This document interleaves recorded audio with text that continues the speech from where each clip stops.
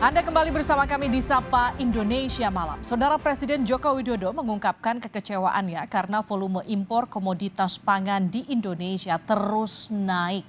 Padahal Indonesia berpotensi jadi negara swasembada pangan, bahkan menjadi negara pengekspor terbesar komoditas pangan.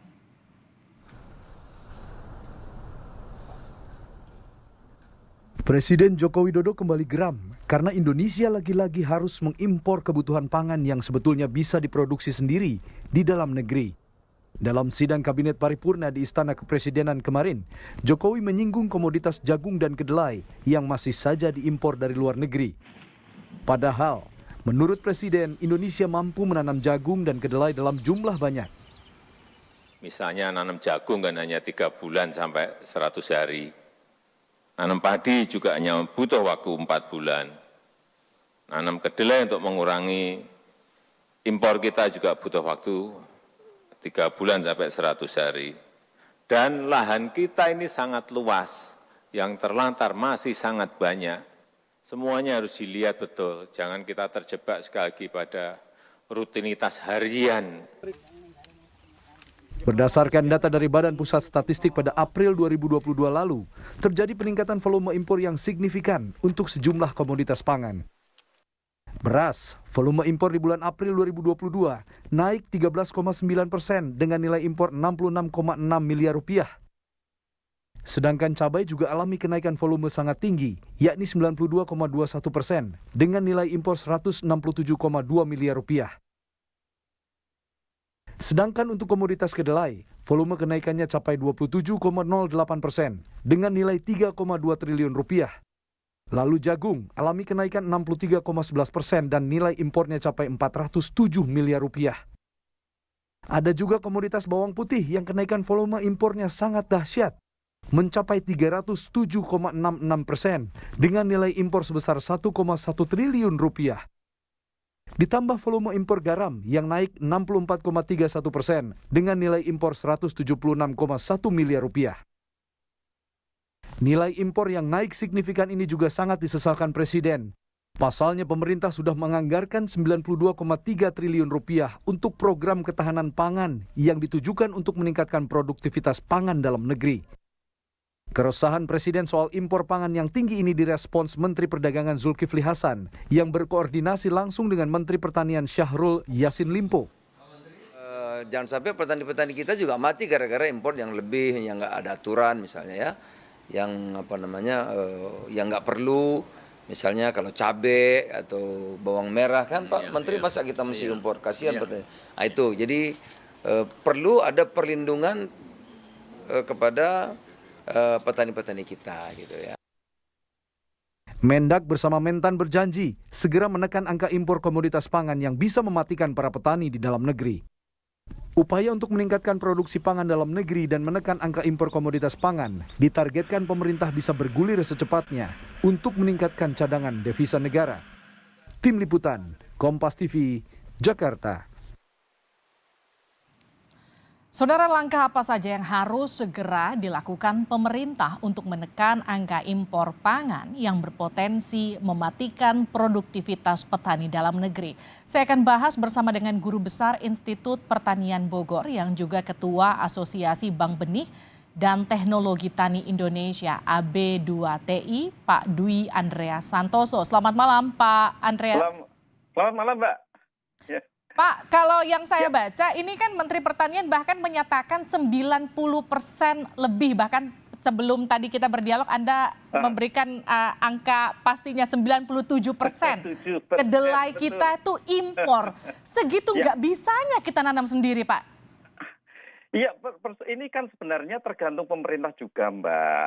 Sekarang ini program pangan, kebijakan pangan di Republik kita ini itu terlalu berat ke konsumen. Bagaimana bisa sedulur-sedulur tani kami gitu ya ditandingkan dengan kedelai impor yang masuk ke Tanjung Priok, panen di Tanjung Priok hanya 7.000. Padahal biaya produksi kedelai, Mbak, itu antara 10.000 sampai 13.000 per kilonya. Lalu ngapain petani nanam kedelai kan? Lebih baik nanam kacang hijau dengan produktivitas produktivitas yang sama dengan kedelai sekitar 1,3 sampai 1,5 ton per hektarnya, harganya 14.000 sampai 18.000. Ya Oke. itulah. Dan program-program seperti tadi yang dinyatakan oleh Menteri, oleh Pak Presiden juga, itu kan sudah berlangsung 20 tahun terakhir. Tapi apa hasilnya? Hasilnya nol, Mbak. Terjadi peningkatan impor pangan yang luar biasa besar hanya dalam 10 tahun terakhir ini. Jadi kalau tahun 2008 ini impor 8 komoditas utama ya, di sana ada beras, jagung, gandum, kedelai, gula tebu, ubi kayu, bawang putih, Ya. kacang tanah. Itu melonjaknya, Mbak, dari 8 juta ton tahun 2008, tahun 2018 27,6 juta ton. Bisa dibayangkan hanya dalam tempo 10 tahun terjadi lonjakan impor pangan utama, komoditas pangan utama sampai hampir 20 juta ton. Itu daging belum tak masukin kan itu kan. Kalau daging tak masukkan lagi kan apalagi tadi disinggung-singgung Artinya garam, makin tambah jauh lebih dong. besar. Dari mimpi Nah, iya kan? swasembada pangan tuh makin jauh ya, Pak. Makin jauh.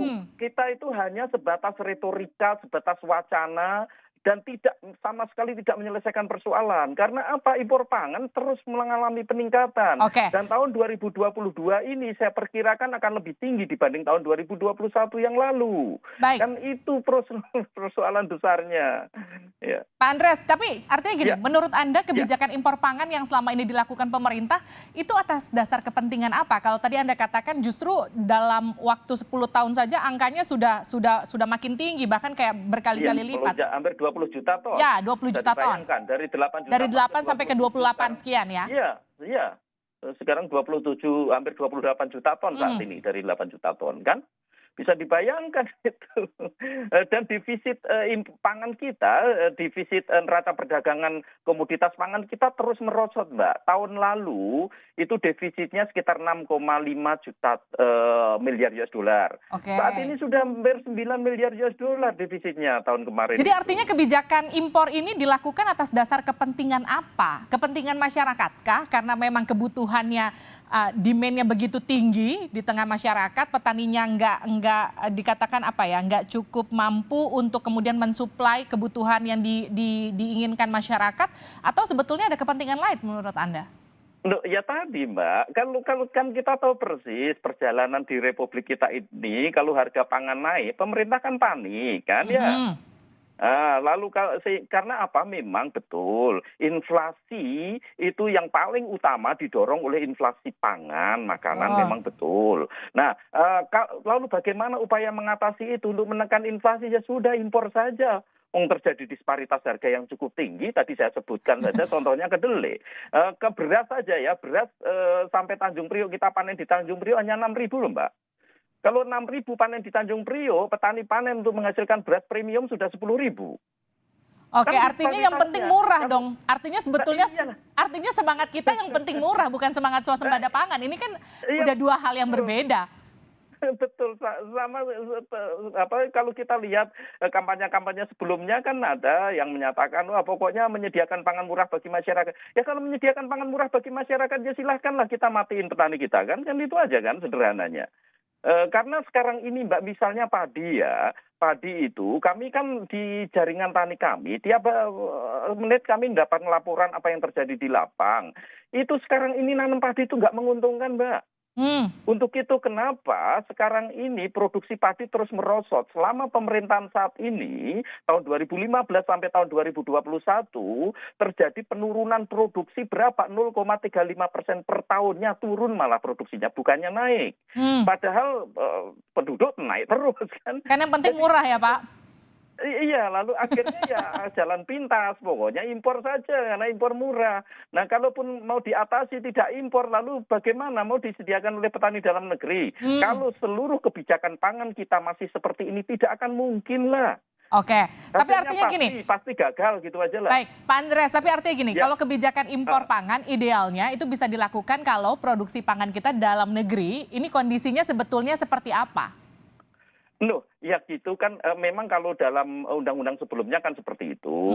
Impor dilakukan ketika di dalam negeri tidak ada jikanya kan. Tapi kalau kita lihat di undang-undang yang terakhir Cipta Kerja kan tidak kan. Jadi sumber pangan Indonesia itu berasal dari mana? Satu, produksi dalam negeri, kedua dari impor, kan itu aja. Tidak ada embel-embelnya. Ya walaupun ada embel-embelnya yang undang-undang sebelumnya tetap saja tadi saya tunjukkan. Hanya dalam tempo 10 tahun hampir meningkat 20 juta ton itu kan luar biasa besar. Dari hanya 8 juta ton sekarang hampir 28 juta ton kan gitu kan. Itu. Oke, Pak Andreas, artinya gini, kalau sekarang Pak Jokowi punya cita-cita, punya mimpi untuk mengembalikan swasembada pangan, kita harus mulai dari mana? Ya, sederhana Mbak, kalau saya kembalikan ke sebelum 1998. Mengapa saya sebutkan ke 1998? Pada saat itu Indonesia menandatangani letter of intent dengan IMF, kan? Di letter of intent yang ditandatangani Indonesia ada 4 yang diatur. Pertama, menghapuskan tarif impor bahan pangan hingga 0%. Baik. Dan itu pemerintah sampai sekarang melakukan itu. Kedua, dicabutnya monopoli impor pangan oleh Bulog. Lalu ketiga, peran Bulog dalam mengelola pangan dibatasi. Dan keempat, larangan pemberian kredit likuiditas bagi Bulog. Ya yang pertama yang terpenting, Pak. Dan itu yang dilakukan pemerintah saat ini.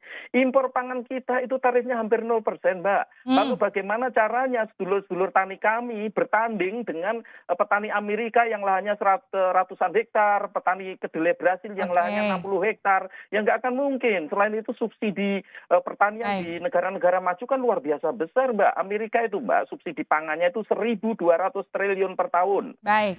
Anggaran kita, Mbak, terus mengalami penurunan. Lihat aja lah anggaran ketahanan pangan saat ini. Baik, artinya gini, kalau punya cita-cita untuk swasembada pangan, ya jangan hanya sekedar retorika, harus diwujudkan lewat bagaimana kemudian program-program kerja selanjutnya. Anggarannya juga jangan kemudian dikurangi, harusnya ditambah. Biar kemudian petani kita bisa bersaing begitu ya kira-kira ya Pak Andreas ya? Betul. Oke. Jadi tidak mungkin petani diperhadapkan dengan petani asing. Baik. Dan harus diingat ini untuk teman-teman di pemerintahan, harga yang terbentuk di pasar di dunia internasional itu kategorinya low artificial price.